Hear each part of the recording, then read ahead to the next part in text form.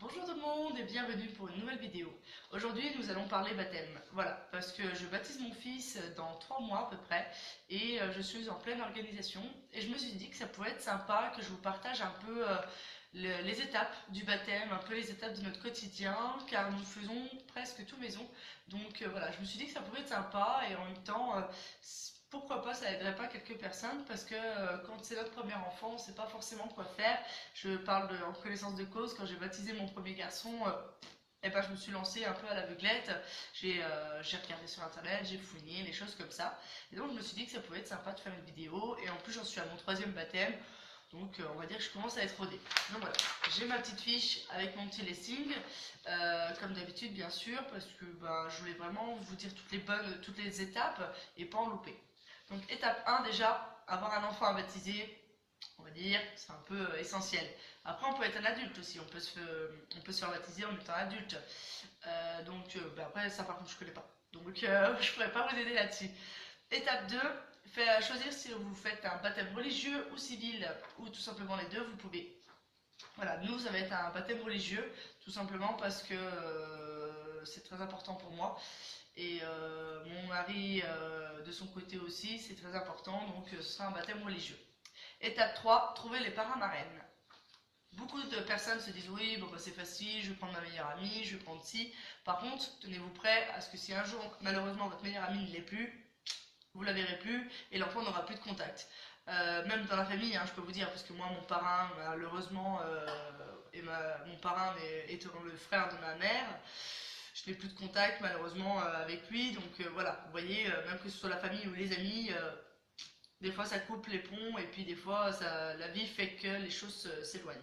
Alors voilà, pensez bien à réfléchir, pas la copine qui vient d'arriver dans votre vie parce que c'est quelque chose de très important le baptême, enfin personnellement, et après un baptême religieux ne s'annule pas. Ou après, si ça peut s'annuler, c'est très compliqué et voilà. Qu'un baptême civil peut s'annuler beaucoup plus facilement et en refaire un. Qu'un baptême religieux, il y en a un et on peut pas le refaire. Donc voilà. Ensuite, étape 4, contactez l'église ou la mairie, ou les deux, ça dépend où c'est que vous baptisez votre enfant. Si c'est religieux, vous contactez l'église, si c'est civil, vous contactez la mairie, et si vous voulez faire les deux, ben vous contactez les deux. Étape 5, c'est poser la date du baptême et l'heure. C'est très important, pourtant ça pourrait vous dire oui, mais non, je réfléchirai plus tard à la date. Non, c'est ce qui va vous permettre d'établir les faire-part, donc les invitations, et donc savoir combien de temps à l'avance vous allez préparer un peu le tout, un peu tout. Donc voilà. Étape 6, établir la liste des invités. Alors, on se dit toujours, il y aura, oh c'est bon, je vais inviter que ça, il y aura que 2-3 personnes, c'est bon, ça suffira. On a dit la même chose, on a 57 personnes déjà. Donc c'est pas mal. Et pourtant, on n'a pas invité tout le monde. Donc voilà. Étape 7, faire ses faire-part ou les commander. Étape 8, faire le tableau des suivis d'envoi des faire-part. Alors, je vais vous le montrer, ce sera plus simple, mais je vais vous montrer un vierge, parce que j'ai pas envie de vous montrer l'adresse de ma famille, leur nom, les choses comme ça. Donc voilà, donc c'est encore une fois un tableau sur Word que j'ai fait, et tout simplement, il y a 1, 2, 3, 4, 5, 6 cases, donc 6 colonnes, et après vous mettez autant de lignes que vous avez d'invités, il n'y a pas de souci là-dessus. Dans la première, c'est le nom, dans la deuxième, c'est les adresses. Dans le troisième, c'est le nombre de personnes qu'il y a par invitation. Exemple, moi, ma grande sœur, c'est 5. Voilà, j'ai marqué 5 parce qu'elle a son mari et 3 enfants. Donner en main propre, envoyer et présent. Donc en fait, ça permet de marquer le nom, l'adresse, après, en sachant que c'est un papier que je garde après, et ça me permet d'avoir toujours les adresses des personnes, c'est quand même très pratique. Bah, comme là, pour la naissance, on a fait les faire-part, j'ai repris le listing bah, voilà, que j'avais déjà fait, enfin, c'est assez pratique. Le nombre de personnes, voilà, le donner en main propre, parce que ça vous permettra de savoir à qui vous l'avez donné, et envoyer, ça vous permettra de savoir à qui vous l'avez envoyé, et le présent, vous cochez quand vous avez la réponse de ceux qui viennent. Et donc voilà, c'est un petit tableau tout simple, vous voyez, mais ça vous permet de suivre surtout. Parce que voilà, là j'ai 28 faire-part à faire, je vais en donner un, là ce week-end j'en ai donné un à ma maman, là ce week-end je vais en donner un à mon papa et à ma grand-mère, voilà, dans une semaine je vais plus savoir à qui j'ai donné. Donc ça va me permettre de savoir à qui j'ai déjà donné. Donc voilà, étape 9, trouver le lieu de la réception. Et tout ce qui est, si vous voulez une sono, des choses comme ça, réservé tout ce qui est DJ, si vous voulez faire avec un DJ ou pas, les tables, parce que ouais, pareil, si vous voulez avec des tables, il faut louer les tables. Euh, Regardez pour les tables des petites astuces, contactez des petites mairies dans les petites communes, des petits villages, elles sont vraiment pas chères et ils vous les louent et c'est génial. Moi je sais que là pour même pas, je crois que ma mère pour même pas une centaine d'euros elle avait eu toutes ces tables et si je me trompe pas, parce que je suis pas sûre, hein, parce que c'est elle qui avait organisé son mariage, je crois qu'il y avait 12 tables. 12 tables avec les chaises, avec les bancs et tout, donc pour même pas une centaine d'euros, je trouve ça quand même pas cher. Euh, En sachant que si on prend dans les grandes villes, c'est tout de suite plus cher, hein, c'est vraiment exorbitant. Étape 10, choisir le repas, si c'est froid, chaud, si c'est restaurant, si c'est traiteur, etc., etc. Étape 11, commander le gâteau ou s'entraîner comme moi à préparer son gâteau. Étape 12, faire la décoration ou la commander de tout ce qui est le baptême, donc si vous voulez mettre des guirlandes, des petits pots lumineux, des bougies, voilà, réfléchissez un petit peu à votre style, votre thème. De toute façon, votre thème en général il est établi par rapport au faire-part. Si vous avez choisi ce thème-là du faire-part, en général, la plupart du temps, on reprend le thème sur la décoration. Étape 13, les dragées, c'est important parce que on prend toujours le temps, on diffère et puis quand on veut certaines couleurs ou certaines formes et on n'y trouve pas et si on fait pas assez, voilà. Après, on n'a pas forcément ce qu'on veut. Étape 14, la tenue pour la famille et le bébé, c'est très important. S'y prendre un petit peu à l'avance, mais pas trop, parce que bébé grandit assez vite. Donc voilà, en général, pas trop en avance. Étape 15, faire une checklist du jour pour le pense-bête. Parce que le jour J, il faudra penser à emmener, enfin si c'est vous qui les avez, les gourmettes, la médaille, pour qu'elle soit bénie en étant en religieux ou au civil, tout ça. C'est bête, hein, mais on oublie la médaille, c'est un peu bête quand même. Donc voilà, se faire une petite checklist, des petites choses, être à quelle heure là-bas, revenir à quelle heure, s'il y a ça à faire, si c'est important, des choses comme ça. Donc oui, une petite checklist, enfin c'est mon fonctionnement et ça me permet aussi d'être ce jour-là un peu sereine. C'est assez pratique.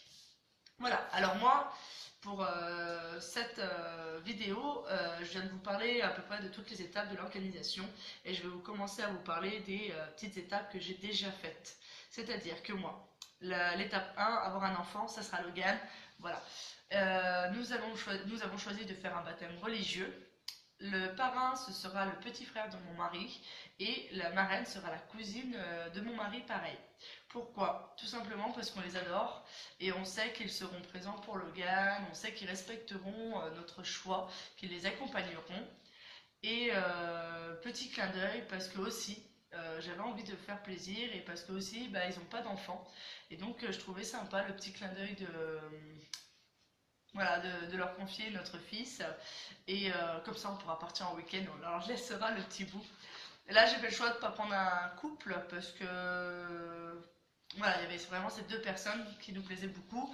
Même si la première personne auquel voilà, je voulais à la base pour être le parrain de mon fils, c'était voilà, c'était le mari de ma maman. Mais malheureusement, vu qu'il n'est pas baptisé, et que j'ai eu des prêtres très froids, très méchants, on a dû malheureusement changer de parrain. Il l'a très bien pris, c'est vraiment très agréable de sa part d'ailleurs de l'avoir pris comme ça. Mais oui, on a fait. J'ai contacté 25 mairies, 25 églises, pardon, en sachant que je suis allée quand même jusqu'à loin, jusqu'à plus d'une heure de chez moi, pour trouver un prêtre qui serait d'accord de baptiser mon fils avec un parrain qui n'est pas baptisé. C'est juste l'enfer.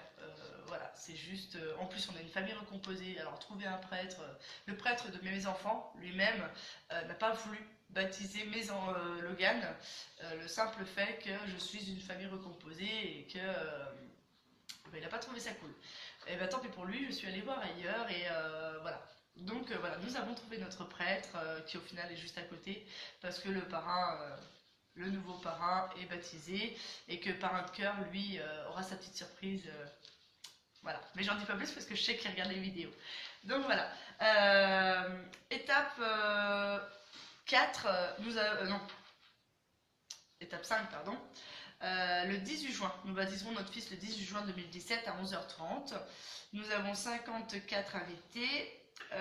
Les faire-part seront maison, sur le thème bleu et blanc, sur un nuage de friandises, parce que je trouvais sympa l'idée bleu et blanc, parce que voilà, c'est le thème garçon, hein, basique en général, mais le nuage de friandises, parce que mon petit bonhomme est un petit gourmand, je suis gourmande aussi, enfin mon mari aussi, donc je trouvais sympa l'idée de la friandise, et puis ça nous ferait une bonne excuse pour mettre plein de bonbons. Donc voilà. Après, nous allons le faire dans notre jardin avec des tonnelles, enfin avec une sorte de grande bâche qu'on va tendre, parce que mon mari va pouvoir, avec des câbles, des choses comme ça, on va tendre une grande bâche.